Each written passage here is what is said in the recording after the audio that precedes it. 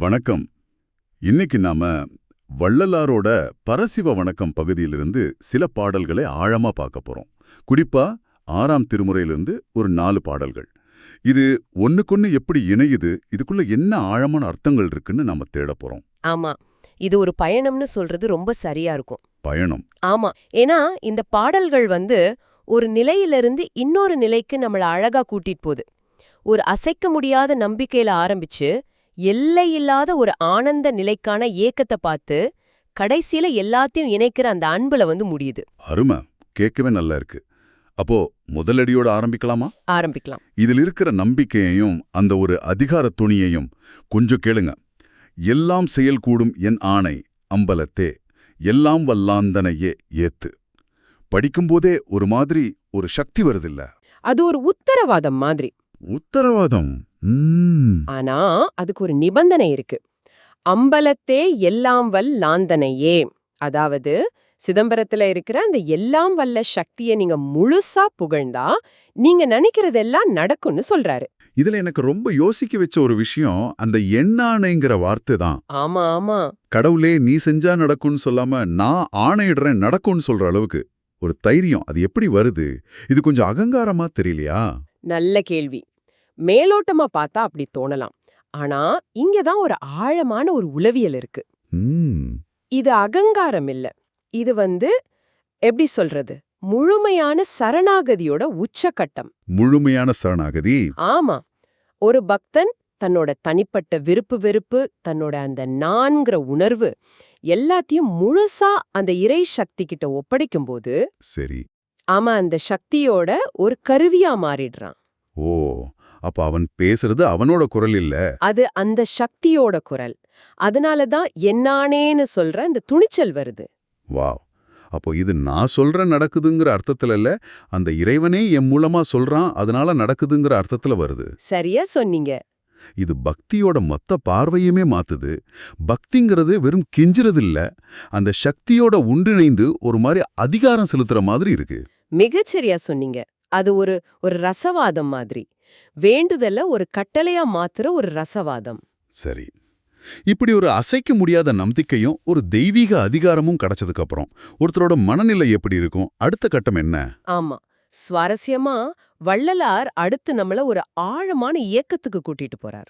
அந்த அதிகார நிலையிலிருந்து நேரா ஒரு மென்மையான உருக்கமான நிலைக்கா? ஆமா. இந்த பாடலை கேளுங்க. இன்று வருமோ நாளைக்கே வருமோ அல்லது மற்றென்று பருமோ அறியேன் எங்கோவே துன்றுமல வெம்மாயை அற்று வெளிக்குள் வெளிகடந்து சும்மா இருக்கும் சுகம். இந்த வரிகள்ல அந்த ஏக்கம் அப்படியே வழியுது.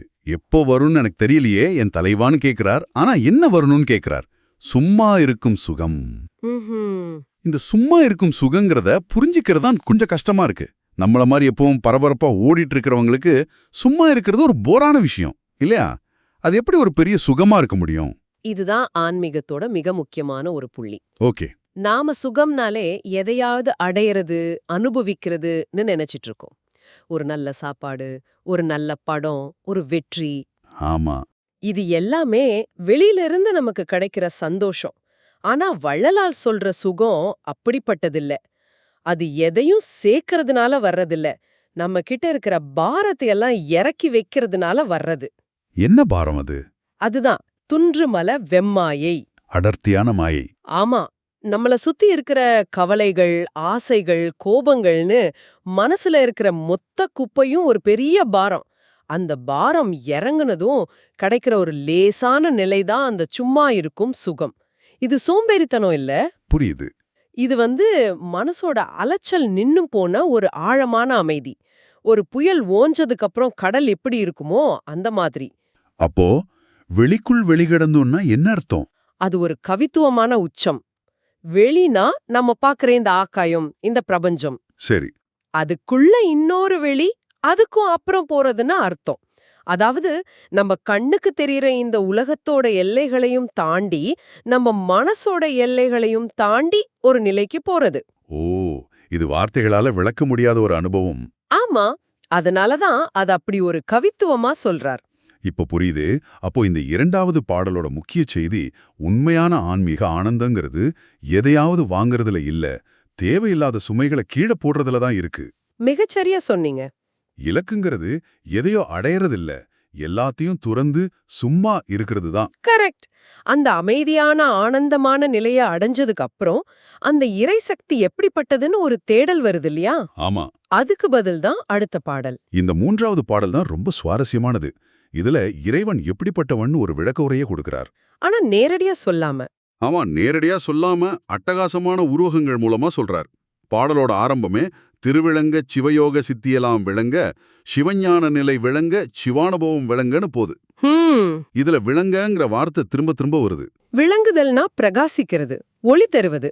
அந்த ஒரே ஒரு இறை சக்தி தான் எல்லாத்தையும் பிரகாசிக்க வைக்குதுன்னு ஒரு பட்டியலே தர்றார். அருள், யோக சித்திகள், ஞானம், அனுபவம், தில்லைக்கூத்துன்னு எல்லாமே அந்த ஒரு சக்தியால தான் வெளிச்சத்துக்கு வருது. ஆனா அது எப்படிப்பட்ட சக்தி, அதை விளக்குறதுக்கு அவர் பயன்படுத்துற உருவகங்கள் தான் ரொம்ப முக்கியம். ஆமா, அதுல 3 உருவகம் என்ன ரொம்ப யோசிக்க வச்சது. முதல்ல சிறந்த திருவிளக்கே. சரி, இது நேரடியானது. இறைவன் ஒரு விளக்கு மாறி அறியாமை இருட்டை நீக்கிற ஞான ஒளி. 2வது உலகமெல்லாம் விளங்க அருள் உதவு பெருந்தாயாம். இறைவன் ஒரு தாய் மாறி கருணையோட உலகத்துக்கே அருள் பண்றா. ஆனா 3வதா ஒன்னு சொல்றாரு பாருங்க. அதுதான் வளர்ந்த சிவக்கொழுந்தே. இது ரொம்ப வித்தியாசமா இருக்கு. ஆமா, இதுதான் ரொம்ப ஆழமான உருவகம். எப்படி? நாம கடவுள்னா மாறாதவர், நிலையானவர், ஆரம்பமும் முடிவும் இல்லாதவர்னு நினைப்போம். ஆனா இங்க வளர்கின்ற சிவத்தின் இளங்கொழுந்துன்னு சொல்றார். ஒரு செடியோட தளிர் எப்படி தினமும் வளர்ந்துகிட்டே இருக்குமோ, அந்த மாதிரி அந்த இறை சக்தி ஒரு இடத்துல நிக்கிற சக்தி இல்ல. ஓ, அது தொடர்ந்து வளர்ற, இயங்குற, உயிர் துடிக்குள்ள ஒரு சக்திங்கிறத இது காட்டுது. வாவ்! அப்போ இறைவன் ஒரே நேரத்துல அறிவா விளக்கு, கருணையா தாய், ஆற்றலா கொழுந்து இருக்கார். இது 3 அழக பரிமாணங்கள். அதுதான் இந்த பாடலோட சிறப்பு. நாம ஏதாவது ஒண்ணுல தான் கடவுளை பார்ப்போம். ஒண்ணு அவர் ரொம்ப அறிவாளி, இல்ல ரொம்ப அன்பானவர்னு. ஆனா வள்ளலார் இது எல்லாமே சேர்ந்ததுதான்னு சொல்றார். ஆமா, இது இறைவனைப் பற்றிய நம்மோட குறுகிய பார்வைய உடைக்குது. அந்த சக்தி அறிவுபூர்வமானதாகவும் இருக்கு, உணர்வுபூர்வமானதாகவும் இருக்கு. அதே சமயம் அது ஒரு உயிரியக்க சக்தியாகவும் இருக்கு. அப்போ இந்த 3வது பாடலோட மையக்கருத்து, தெய்வீகம் என்பது ஒரே மாதிரியான நிலையான ஒன்று அல்ல, அது பல பரிமாணங்களைக் கொண்ட ஒரு மாபெரும் சக்தி. கரெக்ட். இப்போ ஒரு கேள்வி வருது. என்ன? இவ்ளோ பெரிய பல பரிமாணங்கள் கொண்ட ஒரு மலை மாதிரி பிரம்மாண்டமான ஒரு சக்திய நாம எப்படி அணுகிறது? அதுக்கான வழி என்ன? ஆமா, கரெக்டான கேள்வி. அதுக்கு வள்ளலார் சொல்ற பதில் மொத்த ஆன்மீக உலகத்துக்கும் ஒரு திறவுகோல் மாதிரி. அதுதான் இந்த 4வது பாடல். இவ்ளோ பெரிய தத்துவங்களெல்லாம் பேசிட்டு கடைசியில ரொம்ப எளிமையான ஒரு விஷயத்துக்கு வர்றார். அன்பு. ஆமா, அன்பெனும் பிடியுள் அகப்படும் மலையே. இந்த வரியில ஆரம்பிச்சு பாடல் முழுக்க அன்போட சக்தியை பத்தி தான் பேசுது. இதுல இருக்கிற முரண்பாடுகளை கவனிச்சிங்களா? ஆமா, அதுதான் ரொம்ப அழகா இருக்காரு. அன்புங்கிறது ஒரு சின்ன பிடி, ஆனா அது ஒரு பெரிய மலைய பிடிக்குதான். அன்புங்கிறது ஒரு சின்ன குடில், ஆனா அதுக்குள்ள ஒரு பெரிய அரசனே வர்றானா. அன்புங்கிறது ஒரு வலை, அது பரம்பொருள்லயே பிடிக்குதான். எனக்கு ரொம்ப பிடிச்சது கடத்துள் அடங்கிடும் கடலே. ஆமா, ஒரு சின்ன குடத்துக்குள்ள ஒரு பெரிய சமுத்திரமே அடங்கிடுமா?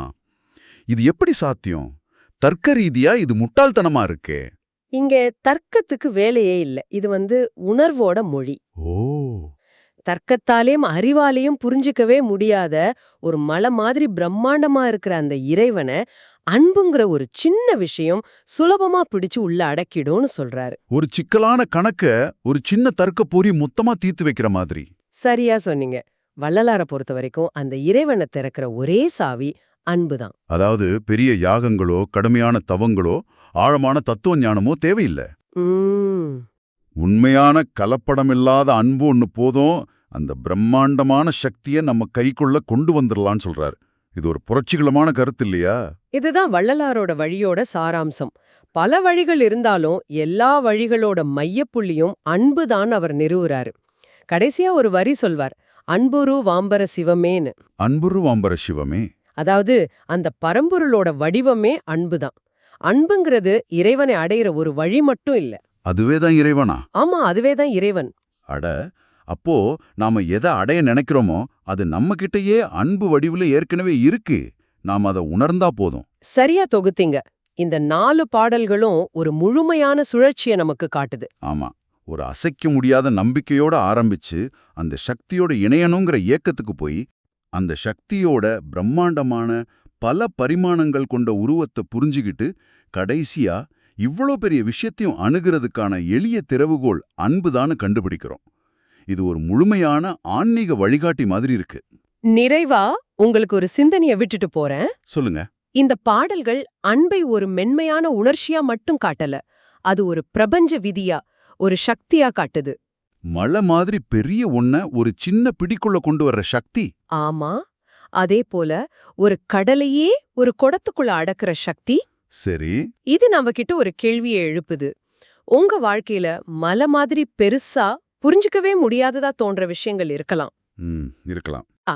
வள்ளலார் சொல்ற இந்த ஆழ்ந்த அன்போட அணுகுனா அந்த பெரிய மலை உங்க பிடிக்குள்ள அகப்படுறதுக்கான வாய்ப்பு இருக்கா? அந்த பெரிய கடல் உங்க குடத்துக்குள்ள அடங்குறதுக்கான புது வழிகள் தெரிய வருமா? யோசிச்சு